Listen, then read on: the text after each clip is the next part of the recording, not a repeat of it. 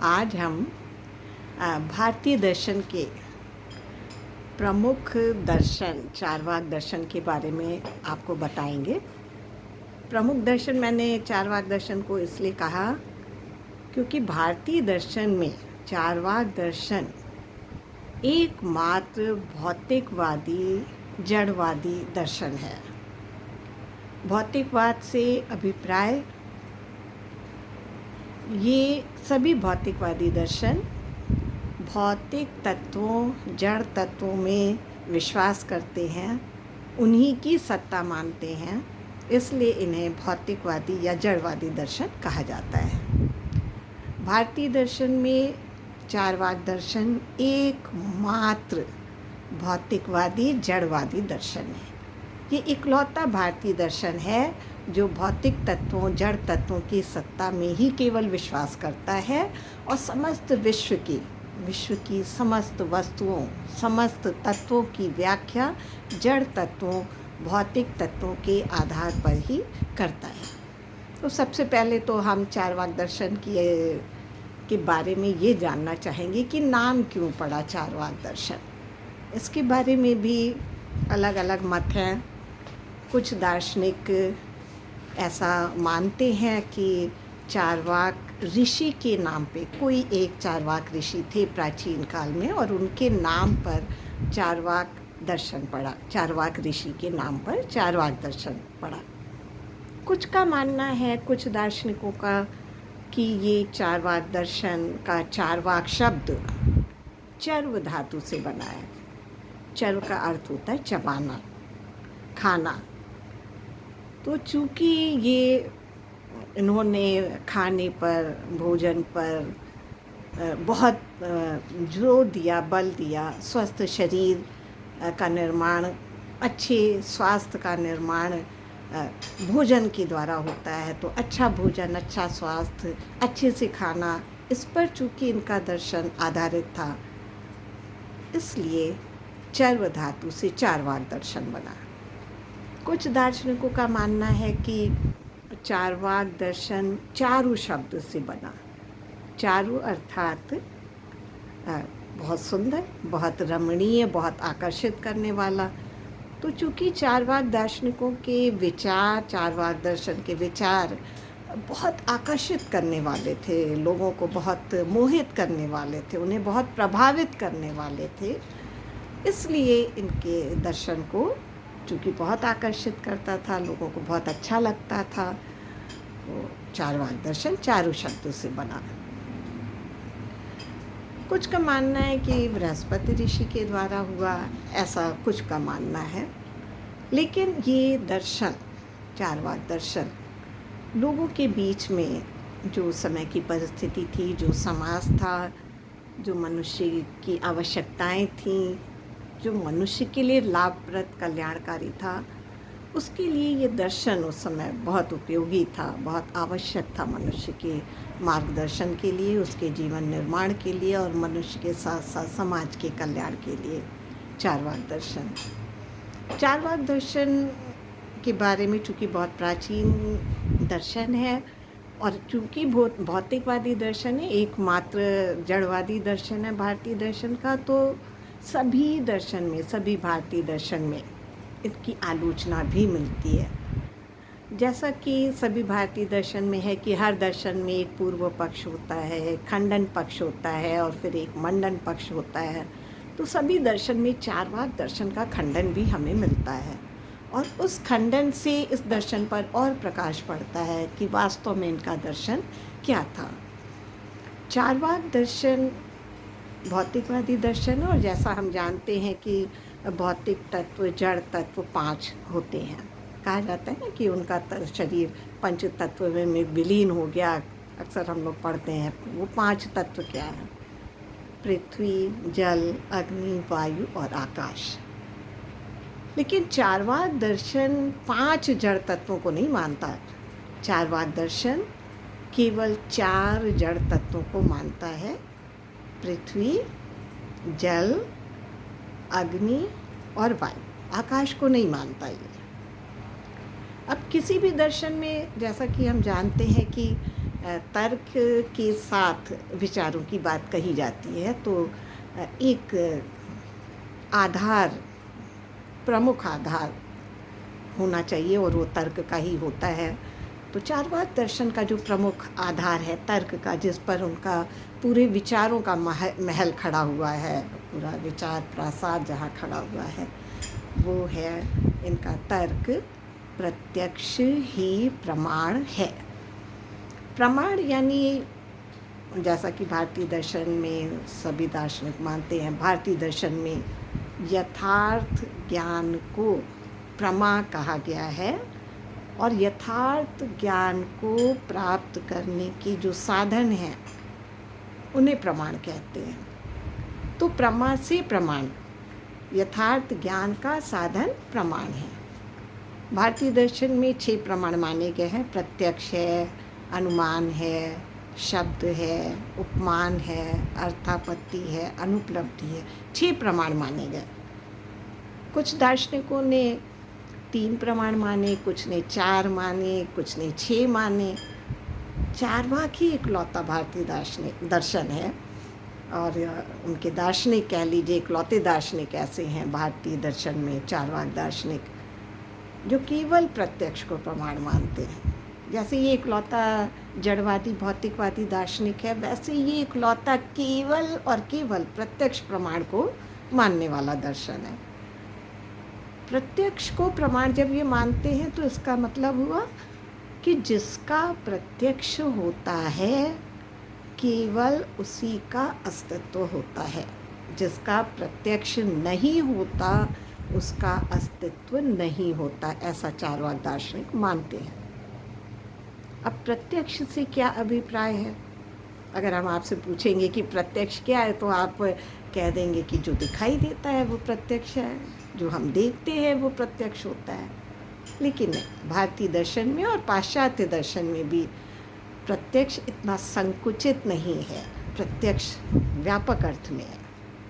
जो हमारी 5 ज्ञानेंद्रियां हैं उनसे जो हमें ज्ञान प्राप्त होता है वो सब प्रत्यक्ष है। जैसे हमारी जो 5 ज्ञानेंद्रियां हैं, चक्षु आँख जिससे हमें दिखाई देता है प्रत्यक्ष है, कर्ण कान उससे हमें जो सुनाई देता है प्रत्यक्ष है, त्वचा स्पर्श के द्वारा जो हम जानते हैं वो भी प्रत्यक्ष है, जिह्वा जिसके द्वारा जो हम रस का ज्ञान प्राप्त करते हैं वो भी प्रत्यक्ष है। चक्षु, जिह्वा, कर्ण हो गया। नासिका, नासिका के द्वारा जो हमको सुगंध का ज्ञान होता है वो भी प्रत्यक्ष है। तो 5 ज्ञानेंद्रियों से आँख, कान, नाक, त्वचा और जिह्वा के द्वारा जो भी ज्ञान प्राप्त होता है वो सब प्रत्यक्ष है। लेकिन केवल बाह्य ज्ञानेंद्रिय की ही बात भारतीय दर्शन नहीं करता और पाश्चात्य दर्शन भी, वो आंतर प्रत्यक्ष की भी बात करता है, वो छठी इंद्रिय मन की भी बात करता है। तो मन के द्वारा जो हमें ज्ञान प्राप्त होता है, यानी सुख दुख, हमारे मनोभाव, हमारी चिंता, हमारा संदेह, हमारे जितने भी मनोभाव हैं, सुख दुख के मनोभाव जो भी हम मन के द्वारा जानते हैं वो सब प्रत्यक्ष है, वो आंतर प्रत्यक्ष है।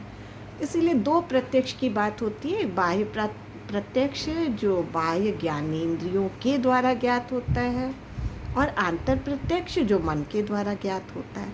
तो भारतीय और पाश्चात्य दोनों ही दर्शन में बाह्य प्रत्यक्ष और आंतर प्रत्यक्ष दोनों को प्रत्यक्ष माना गया है। तो प्रत्यक्ष का मतलब हुआ बाह्य प्रत्यक्ष और आंतर प्रत्यक्ष दोनों, और बाह्य प्रत्यक्ष मतलब जो 5 ज्ञानेंद्रियों से ज्ञात होता है और आंतर प्रत्यक्ष जो मन से ज्ञात होता है, मन के द्वारा जो ज्ञात होता है।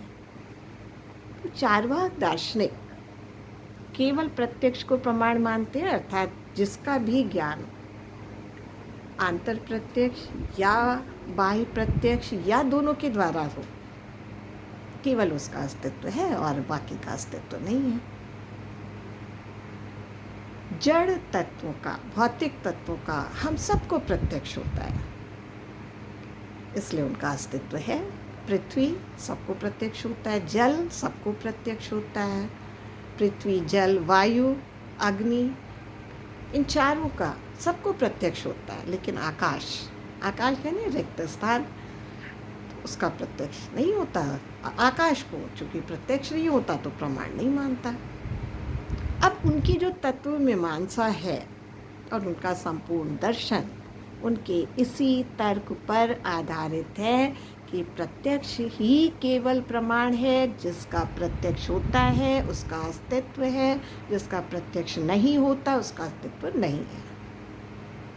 अब इस तर्क के आधार पर वो तत्व मीमांसा में अपने खंडन करते हैं, आत्मा का भी खंडन करते हैं और ईश्वर की सत्ता का भी खंडन करते हैं। तो सबसे पहले हम आत्मा के अस्तित्व को लेते हैं। चार्वाक कहता है आत्मा का अस्तित्व नहीं है। बहुत सीधी सी बात, तर्क वही हम लेंगे कि प्रत्यक्ष ही केवल प्रमाण है। बाह्य ज्ञान इंद्रियों के द्वारा क्या आत्मा का प्रत्यक्ष होता है? आप देख लीजिए, 5 ज्ञानेंद्रियों में से किसी भी ज्ञानेंद्रिय के द्वारा आत्मा का प्रत्यक्ष नहीं होता। ना आँखों से दिखाई देता, ना कानों से सुनाई देता, ना जिह्वा से, ना नासिका से, ना त्वचा से, किसी से भी नहीं होता। मन से भी नहीं। मन से जब अगर हम आंतर प्रत्यक्ष की बात करेंगे तो हम अपने मनोभावों को ही केवल उससे जानते हैं। किसी भी डॉक्टर से पूछ लीजिए, किसी भी CT scan, CT scan, x-ray, किसी से भी, जितने भी आधुनिक उपकरण हैं उनसे किसी से भी आत्मा का तो अस्तित्व नहीं पता लगता। ऑपरेशन करने के बाद भी डॉक्टर इंटरनल ऑर्गन को तो जानते हैं, लेकिन आत्मा जैसे किसी ऑर्गन को आज तक इस अंग से परिचित डॉक्टर भी नहीं हुए। तो ना किसी मशीन के द्वारा, ना ही ऑपरेशन के द्वारा आप आत्मा जैसे किसी तत्व का ज्ञान प्राप्त नहीं कर पाते, ना कर सकते हैं। लेकिन इसके बावजूद लोग आत्मा में विश्वास करते हैं। उसका कारण क्या है? चैतन्य। चार्वाक चूंकि प्रत्यक्ष को प्रमाण मानते तो चैतन्य तत्व को तो मानते हैं, चैतन्यता को मानते हैं, क्योंकि चैतन्यता का तो प्रत्यक्ष हम सबको होता है। तो ये चैतन्यता कहाँ से आई? अब इस चैतन्यता को चूंकि प्रत्यक्ष हो रहा है तो अस्तित्व को स्वीकार तो चार्वाक करता है, लेकिन अब सिद्ध तो करना पड़ेगा कि ये कहाँ से आता है भाई। जड़ तत्व का तो प्रत्यक्ष हो रहा है और चैतन्यता का भी हो रहा है, और स्पष्ट अंतर भी हमें प्रत्यक्ष दिखाई दे रहा है कि ये जड़ है और ये चेतन है। जड़ निष्क्रिय है, चेतनता सक्रिय है। हम देखते हैं एक पत्थर का टुकड़ा पड़ा हुआ है, निश्चल, ना कोई गति है ना कोई क्रिया है उसमें, और एक छोटी सी चींटी देख के चलते हुए दूर तक चली जाती है और हमें उसकी क्रिया दिखाई देती है, गतिशीलता दिखाई देती है, चैतन्यता दिखाई देती है। प्रत्यक्ष तो है, तो ये अंतर कहाँ से आया? और इसी अंतर को स्थापित करने के लिए जो अन्य दार्शनिक है वो ये मानते हैं कि आत्मा का अस्तित्व है और आत्मा की वजह से चैतन्यता होती है, क्योंकि आत्मा का स्वरूप चैतन्यता है। तो जहाँ हमें चैतन्यता दिखाई देती है उसका कारण है कि उसमें आत्मा है, आत्मा की वजह से उसमें चैतन्यता है। लेकिन चार्वाक ऐसा नहीं मानता। चार्वाक कहता है कि नहीं, चैतन्यता तो है लेकिन आत्मा नहीं है, आत्मा का अस्तित्व नहीं है, क्योंकि आत्मा का प्रत्यक्ष नहीं होता। चैतन्यता का प्रत्यक्ष होता है, उसका अस्तित्व है। तो अब फिर प्रश्न होता है कि भाई अन्य दार्शनिकों के लिए तो बड़ा आसान है उत्तर देना कि चैतन्यता इसलिए है क्योंकि वहाँ आत्मा है। चार्वाक चैतन्यता को मानता है, आत्मा को नहीं मानता, तो चैतन्यता की व्याख्या कैसे होगी? प्रत्यक्ष को ही प्रमाण मानता है, इसलिए केवल वो पृथ्वी, जल, अग्नि, वायु, इन्हीं जड़ तत्वों की सत्ता को मानता है। तो वो चैतन्यता की व्याख्या भी इन्हीं जड़ तत्वों से करता है और कहता है कि इन्हीं जड़ तत्वों के संयोग से चैतन्यता उत्पन्न होती है। चैतन्यता किसी अदृश्य तत्व का स्वरूप नहीं है, उसकी वजह से, आत्मा की वजह से नहीं है।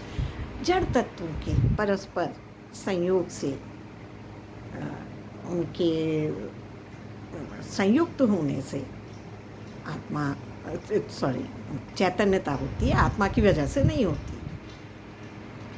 अब चार्वाक दार्शनिक इसकी व्याख्या करते हैं और सोचिए उतने प्राचीन काल में उन्होंने वो वैज्ञानिक व्याख्या दी जो आज हम केमिस्ट्री की लैब में डिफरेंट कॉम्बिनेशन से डिफरेंट चीज़ों को एक्सप्लेन करते हैं लेबोरेटरी में, लैब में।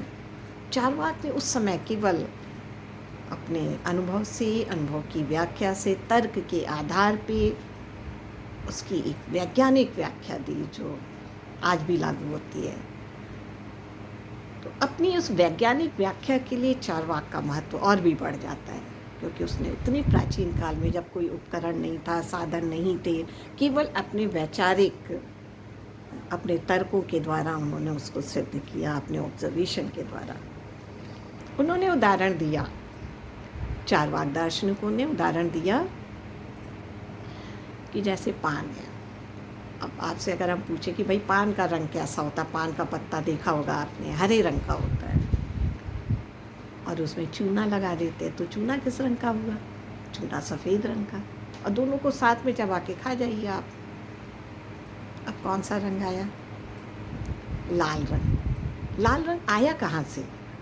पान का पत्ता तो हरा था, चूना सफ़ेद था, तो आया कहाँ से? उन दोनों के सम्मिश्रण से एक नया रंग आया जो पहले नहीं था, वो उत्पन्न हुआ, तो लाल रंग आया। अन्य उदाहरण भी दिए गए और बाद में और दार्शनिकों ने जो इस मत के थे मानना और उदाहरण दिए। कुछ उदाहरण हम आपको बताते हैं उसमें से। भाई गन्ने का रस कैसा होता है? बहुत मीठा होता है, बहुत मीठा होता है गन्ने का रस। और आपको मालूम है ये जो सिरका बनता है, विनेगर जिसको कहते हैं, आजकल तो नूडल्स में और बहुत सारे चाइनीज़ डिशेज़ में बच्चे इसका इस्तेमाल करते हैं, हम लोग इसका इस्तेमाल करते हैं। विनेगर, सिरका कैसा होता है? बहुत खट्टा। ये सिरका बनता किससे है? गन्ने के रस से। गन्ने का रस बहुत मीठा और उसी गन्ने के रस से बना हुआ विनेगर, सिरका बहुत खट्टा। तो ये बना कैसे? ये खट्टा रस एकदम मीठे रस से कैसे उत्पन्न हुआ? इसका एक तरीका होता है, प्रोसीजर है इसका कि एक विशेष प्रक्रिया में हम लोग के गांव में, हमारे ददिहाल में मिट्टी के घड़े में गन्ने के रस को रखते थे और बांध के उसको कई दिनों तक रखते थे प्रिजर्व करके। और वो बहुत दिनों तक वो बांध के मिट्टी के घड़े में रखने की वजह से उसमें खट्टापन, कुछ दिनों बाद वो सिरका बन जाता था और सिरके में अचार वगैरह में इस्तेमाल होता था। सिरके में प्याज और जो भी अचार वगैरह डाल के लोग इस्तेमाल करते थे उसका। तो एकदम मीठे रस से एकदम खट्टा रस आ जाता है, उत्पन्न होता है। एक विशेष प्रक्रिया के द्वारा उसको विशेष तरीके से बनाया जाता है। उत्पन्न हुआ तो खट्टा एकदम गुण, जो खट्टापन का गुण है वो एकदम मीठे के गुण से बना, निर्मित हुआ। इसी तरह से अगर आप अंगूर के रस की बात करिए, कितना स्वास्थ्यवर्धक होता है, कितना मीठा होता है, हेल्थ के लिए बहुत अच्छा होता है। और उसी को सड़ा के एक विशेष प्रक्रिया की तरह अंगूर की शराब भी बनती है, कड़वी भी होती है, स्वास्थ्य के लिए हानिकारक भी होती है। तो मीठे रस से, स्वास्थ्यवर्धक चीज़ से स्वास्थ्य के लिए हानिकारक और कड़वा रस बन जाता है शराब के रूप में। और अगर इसको भी छोड़ दे तो आप लोगों ने तो पढ़ा होगा अपने क्लास में, साइंस की क्लास में पढ़ा होगा आप लोगों ने, कहेंगे पानी कैसे बनता है, जल का निर्माण कैसे होता है, तो आप कहेंगे H2O, 2 हाइड्रोजन और 1 ऑक्सीजन अगर हम मिला दें तो उससे निर्माण होता है जल का। हाइड्रोजन क्या है? ऑक्सीजन क्या है? ऑक्सीजन क्या है? तो हाइड्रोजन और ऑक्सीजन दोनों गैस हैं, और जब हम इसको मिला देते तो बनता क्या है? लिक्विड फॉर्म में आ जाता है, जल बन जाता है। केमिस्ट्री की लैब में देखिए कितने सारे एक्सपेरिमेंट होते हैं, बस उनके सॉल्यूशंस को बदल देते हैं और कोई एक नई चीज़, एक नया सॉल्यूशन, एक नया गुण उत्पन्न होता है। हल्दी पीले रंग का, वही देखिए कपड़े में गिरता और पानी पड़ता तो लाल रंग का उसमें निशान आ जाता है, जबकि हल्दी पीली और देखिए उसका रंग लाल रंग। ऐसे अनगिनत उदाहरण आपको मिलेंगे कि रिएक्शन में, कॉम्बिनेशन में, डिफरेंट कॉम्बिनेशन में, डिफरेंट तरीके से जब हम उनको प्रिजर्व करते हैं, रखते हैं, तो बिल्कुल नए गुण का आविर्भाव हो जाता है। चार्वाक दार्शनिक कहते हैं कि जड़ तत्वों के विभिन्न अनुपात में, विभिन्न संयोजन से अलग अलग गुणों की वस्तुओं का निर्माण होता है। तो ये चैतन्यता भी जड़ तत्वों के विशेष संयोजन से उत्पन्न है। उत्पन्न ये जड़ तत्वों से ही चैतन्यता होती है, लेकिन एक विशेष कॉम्बिनेशन में, एक विशेष तरीके से, विशेष प्रक्रिया के द्वारा, नेचर के द्वारा तो चैतन्यता है, लेकिन आत्मा नहीं है, क्योंकि आत्मा का कोई प्रत्यक्ष नहीं होता, ना आंतर प्रत्यक्ष ना बाह्य प्रत्यक्ष। जड़ तत्वों का प्रत्यक्ष होता है, अतः चैतन्यता की उत्पत्ति भी इन्हीं जड़ तत्वों से होती है। इसी आधार पे वो ईश्वर का खंडन भी करता है। आत्मा का खंडन तो चार्वाक करता ही है, साथ ही वो इन्हीं तत्वों के द्वारा, इन्हीं तर्कों के द्वारा ईश्वर का खंडन भी करता है और कहता है कि ईश्वर का भी अस्तित्व नहीं है, क्योंकि केवल प्रत्यक्ष ही प्रमाण है। जिसका प्रत्यक्ष होता है उसका अस्तित्व है, जिसका प्रत्यक्ष नहीं होता उसका अस्तित्व नहीं है। ईश्वर का ना तो बाह्य प्रत्यक्ष होता है, ना ही आंतर प्रत्यक्ष होता है, ना ही वो इंद्रियों के द्वारा दिखाई देता है, ना आँखों के द्वारा, ना कानों के द्वारा, ना त्वचा के द्वारा, ना जिह्वा के द्वारा, ना नासिका के द्वारा, ना मन के द्वारा। तो ईश्वर का अस्तित्व भी नहीं है। लेकिन आप देखिए भारतीय दर्शन में भी, चाहे वो पाश्चात्य हो, चाहे भारतीय दर्शन हो, या जो दर्शन से नहीं भी परिचित हैं, वो अगर उनके विश्वासों की बात कही जाए तो ईश्वर को मानने वाले लोग बहुत मिलेंगे। जितने धार्मिक व्यक्ति हैं, धर्म का तो मूल आधार ही ईश्वर है कि ईश्वर ने जगत का निर्माण किया, और ईश्वर में भी ईश्वर को हम सृष्टिकर्ता मानते हैं, जगत का निर्माता मानते हैं, जगत को बनाने वाला मानते हैं, निर्माणकर्ता मानते हैं, निमित्त कारण मानते हैं ईश्वर को हम जगत का। चार्वाक कहता है कि नहीं, निमित्त कारण की कोई आवश्यकता ही नहीं है।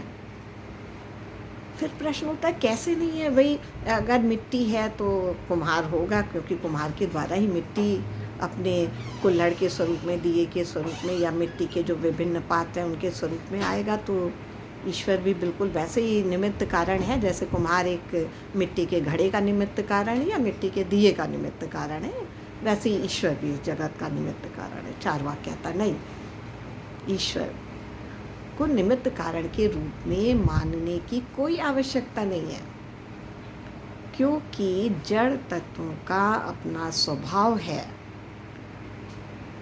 वो परस्पर संयुक्त होते हैं, अलग अलग अनुपात में संयुक्त होते हैं, अलग अलग परिस्थितियों में संयुक्त होते हैं।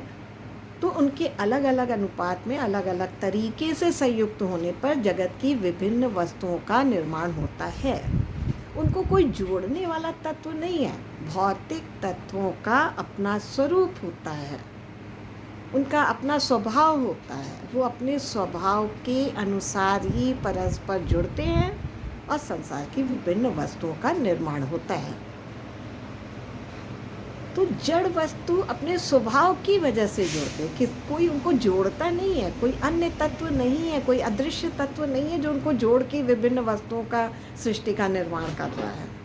जड़ तत्व अपने स्वभाव के अनुसार ही जुड़ते हैं और जगत का और जगत की विभिन्न वस्तुओं का निर्माण होता है। इसलिए चार्वाक दर्शन को, जो भौतिकवादी जड़वादी दर्शन है, स्वभाववाद भी कहा जाता है। तो इनका जो तत्ववादी दर्शन है, इनका जो तत्व मीमांसा का खंडन है, वो खंडन है आत्मा का खंडन, ईश्वर का खंडन।